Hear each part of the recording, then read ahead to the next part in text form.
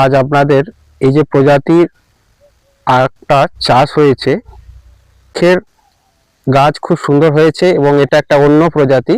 সাধারণ যে বাজারের বা সবাই যে প্রজাতিটা আখ চাষ করে সেটা থেকে কিন্তু এটা একটা আলাদা, একটু হাইব্রিড ভ্যারাইটি চাষ। তো আমরা যে কৃষক ভাই এই একটা চাষ করেছে জমিতে, ওনার কাছ থেকেই এই চাষের অভিজ্ঞতা আমরা কিছু শুনবো। আপনার নাম?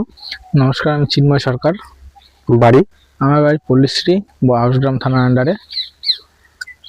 আপনি যে এই আখটা চাষ করেছেন, এই আখটা এর আগে এটা কি প্রথম বছর না এর আগেও আপনার অভিজ্ঞতা আছে? গত 18 বছর ধরে চাষ করে আসছি।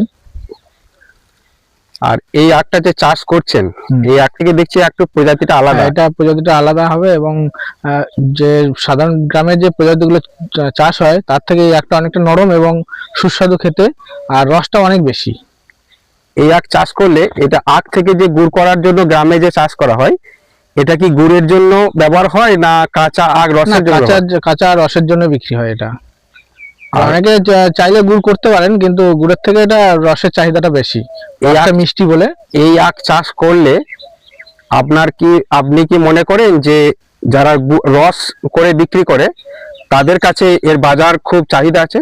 হ্যাঁ, এখন বর্তমান বাজারে দেখতে গেলে দেশি আখ যেটা আছে গ্রামগঞ্জে দেখা যায়, তার থেকে এর চাহিদা অনেক বেশি। করার জন্য বিঘা প্রতি আনুমানিক কত খরচা হতে পারে? এটা আমার ধরুন আনুমানিক তো বলা যাবে না, তবু মোটামুটি এটা আন্দাজ করা যায় যে 60-70 হাজার টাকা খরচা হয়। 60 থেকে 70 হাজার টাকা বিঘা প্রতি খরচা হয়। বিঘা প্রতি খরচা। ভালো অবস্থায় আছে না আপনার মনে হয় এর থেকে আরো ভালো হওয়া উচিত ছিল? না, এটা ভালো হয়েছে এবছর ফলনটা, গতবারের থেকে এবছর ফলনটা ভালো হয়েছে এবং একটু লম্বা হবে। এই শীতের জন্য আখটা একটু দমে গেছে, এই শীতটা পড়ে গেলে কমে গেলে আবার আখটা লম্বা হতে শুরু করবে, আবার তখন আরো দেখতে ভালো লাগবে। এবং আপনার কাছ থেকে কি আপনাকে বাজারে বিক্রি যেতে হয় না আপনার কাছ থেকে? আমার কাছ থেকে আসে, যারা রস বিক্রি করে তারা আসেন এবং তারা এখান থেকে নিয়ে যান। আর এই 1 বিঘা জমিতে আপনি কতটা আশা করতে পারেন যে কত টাকা আনুমানিক মূল্যে আখ বিক্রি হতে পারে? মোটামুটি ধরুন বাজার দরের উপর নির্ভর করে সেটা, তবুও যে বছর বাজার ভালো থাকে, এবছর যেমন বাজার ভালো আছে, এবছর ধরুন 1 লাখ কি 1 লাখের উপরে এরকম আমার আনুমানিক চলে আসছে। আর এই লাগানোর পর কতদিন সময় লাগতে পারে একটা আখ তৈরিতে? মোটামুটি এই আখটা ম্যাচিওর হতে গেলে কম করে 8 থেকে 9 মাস সময় লাগে। আর এই আখটা একবার চাষ করলে কি বারবার মানে প্রত্যেক বছর করা যায়? ক বছর অবধি করা যায়? হ্যাঁ, এটা আমি প্রত্যেক বছরই ভেঙে দিই আবার নতুন করে বসাই।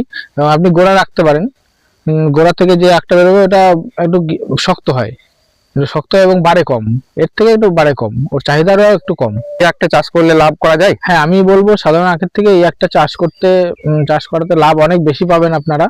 সাধারণ আখগুলো আপনার এখন চাহিদা কমে গেছে অনেকটাই, এখন গুড়ের চাহিদা অনেকটাই কমে গেছে। আর যদিও গুড়ের জন্য আপনার করেন তাহলে এটা করতে পারেন, কোনো অসুবিধা নেই। গুড়ে কিন্তু সাধারণ আখের থেকে এই আখটায় গুড় বেশি হয়, আমি নিজে গুড় করে দেখেছি। আর এই একটা প্রজাতির নাম কি আপনি জানেন? হ্যাঁ, এটা আমরা যেটা জানি সেটা হচ্ছে গ্যান্ডারি বলে, গ্যান্ডারি আখ। এতে উৎসাহী আছেন? হ্যাঁ, কোনো অসুবিধা নেই, আমার যে কোনো আসতে পারেন, ন্যায্য মূল্য দিলে সবাই আমি দিয়ে দেবো, কেন দেবো না। সবাই চাষ করুক, চাষ করে আরো উন্নত হোক গ্রামটা, তবে তো উন্নত হবে গ্রামগঞ্জ। অনেক ধন্যবাদ, কারণ আপনি এই যে চাষের ব্যাপারে নতুন প্রজন্মের কৃষক বা যারা আখ চাষ করছেন তাদেরকে আপনি উৎসাহ দিতে চাইছেন এবং আখ চাষের প্রতি উৎসাহিত করছেন। আপনাকে এই জন্য অনেক অনেক ধন্যবাদ।